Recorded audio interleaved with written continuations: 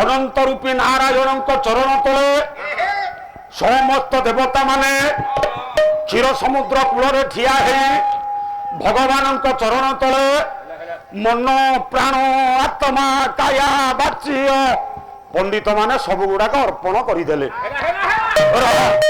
ଭକ୍ତ ଭାବଗ୍ରାହୀ ପରମ ବ୍ରହ୍ମ। ଭକ୍ତ କାନ୍ଦିଲେ ଭଗବାନ କାନ୍ଦନ୍ତି, ଭକ୍ତ ଖେଳିଲେ ଭଗବାନ ଖେଳନ୍ତି, ଭକ୍ତ ହସିଲେ ଭଗବାନ ହସନ୍ତି। ଆଜ୍ଞା ଏ କଥା ମୁଁ କହୁନି, ଆପଣ ମାନଙ୍କର ପଞ୍ଚସଖା ଯୁଗର କବି ଅଭିରାମ ଠାକୁର କଣ କହିଲେ? କଳା ଭକ୍ତ ଭାବ ଗ୍ରାହିତ ସେହି ଭକ୍ତ ପଛେ ପଛେ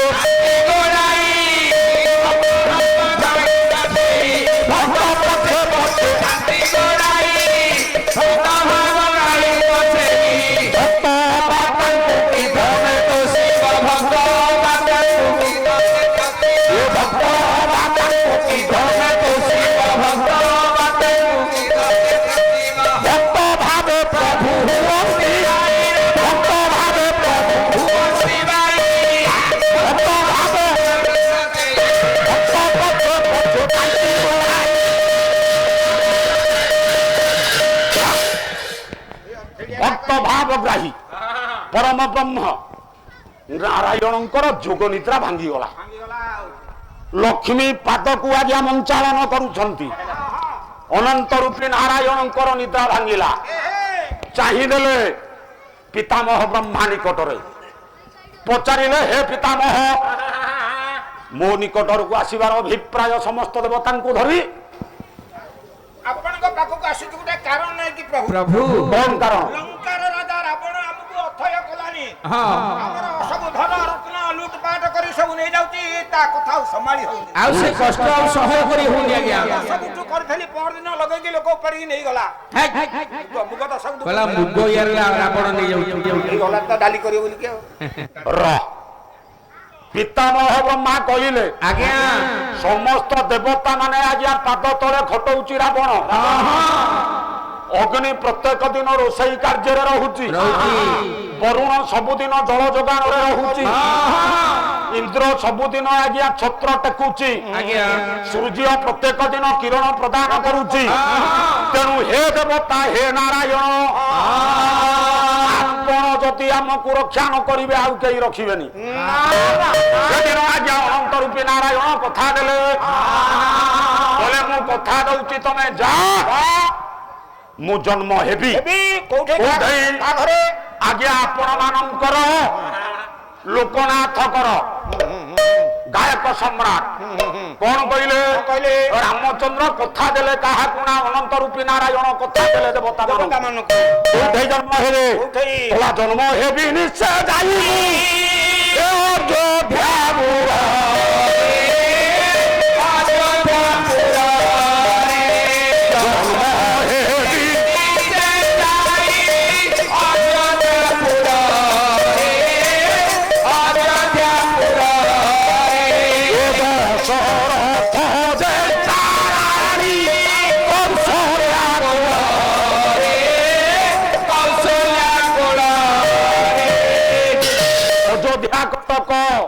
ରାଜା ଦଶରଥ, ଜ୍ୟେଷ୍ଠା ରାଣୀ କୌଶଲ୍ୟା, ତାରି କୋଳରେ ମୁଁ ରାମ ରୂପରେ ଅବତୀର୍ଣ୍ଣ ହେବି।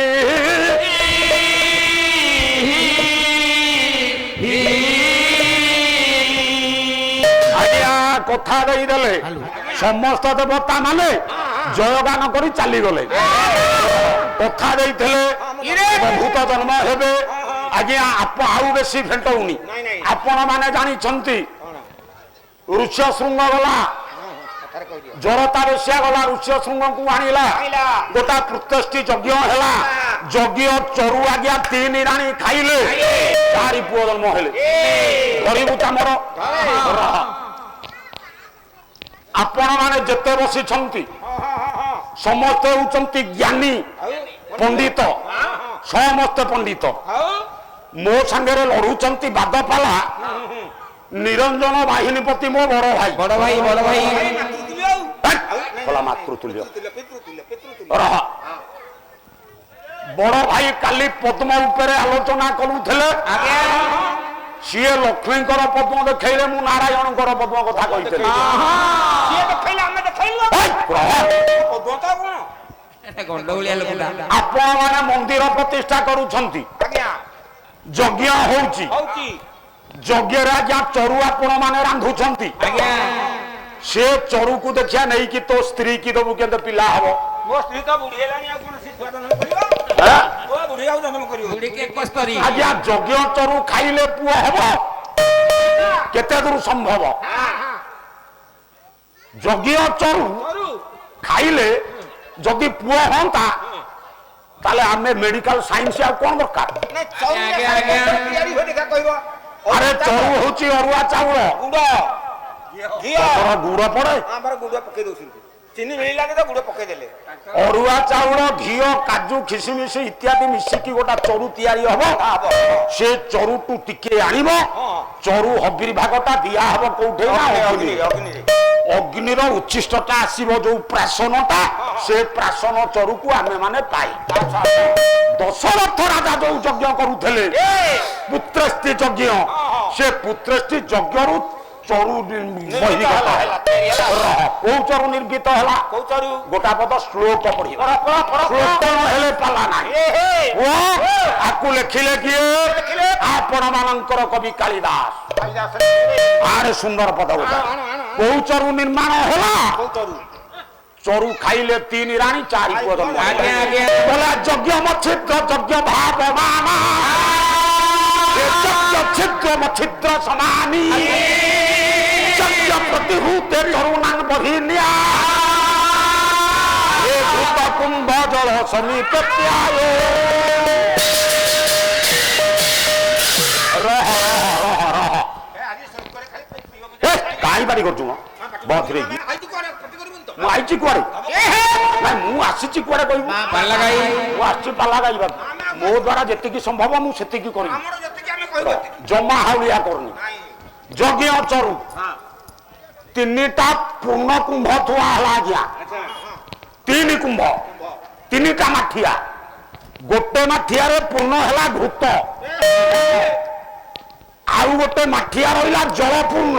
ଆଜ୍ଞା କେତେଟା ଗଲା? 2ଟା ଗଲା।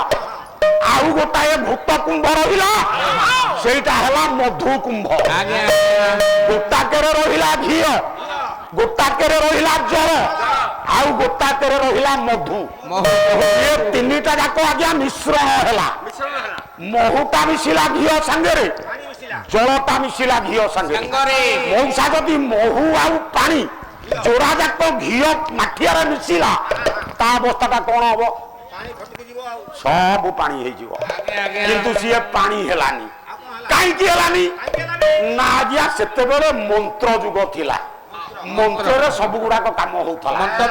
ଯେତେ ଆଜ୍ଞା ଋଷି ମୁନି ମାନେ ପୁରୋହିତ ମାନେ ଆସିଥିଲେ ସମସ୍ତେ ମନ୍ତ୍ରପୁତ କଲେ। ମନ୍ତ୍ର ନା ମନ୍ତ୍ର ମନ୍ତ୍ର ଭି ବିମାନ, ମନ୍ତ୍ର ଶୁଦ୍ଧି କରଂ ଜବାପ ଶ୍ରୁତି, ମନ୍ତ୍ରାଧିପୃତ୍ୟ ମନ୍ତ୍ରଭୂତ ସମାନ, କିଞ୍ଚିତ ସର୍ବ୍ୟ ମନ୍ତ୍ର ଭିନୈଷଧ।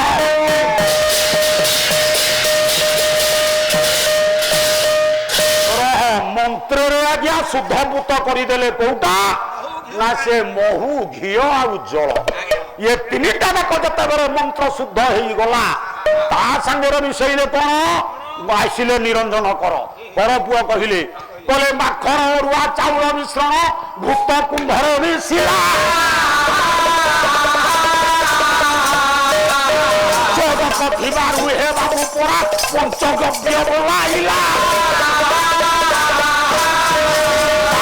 ପଦାର୍ଥକୁ ପଞ୍ଚଗବ୍ୟ ହେବେ, ପଞ୍ଚାମୃତରେ ଛିଞ୍ଚନ। ତେଣୁ ଯଜ୍ଞ ପରା ଆହୁତି ହୋଇଲା, ଯଜ୍ଞ ତରୁ ହେଲା ଯାଅ।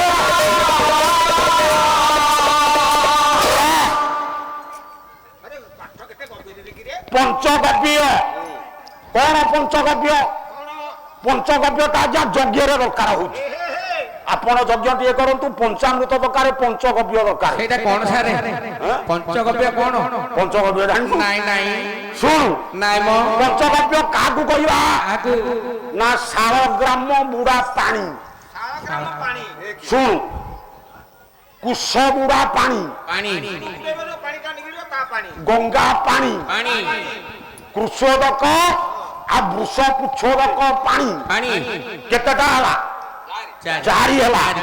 ବୃଷ ପୁଚ୍ଛୋଦକ, ଗଙ୍ଗୋଦକ, ଶାଳଗ୍ରାମୋଦକ, କୃଷୋଦକ ଆଜ୍ଞା ଚାରି ଏମିତି ହେଲା ଚାରି। ଆଉ କଣ? ଆଉ ଗୋଟିଏ ମିଶିବ। ଏ ପଣ୍ଡିତ ଧୋବା ତୁଠ ପାଣି ମିଶିଲେ ପଣ୍ଡିତ ପଞ୍ଚଗବ୍ୟ ବୋଲାଇବ।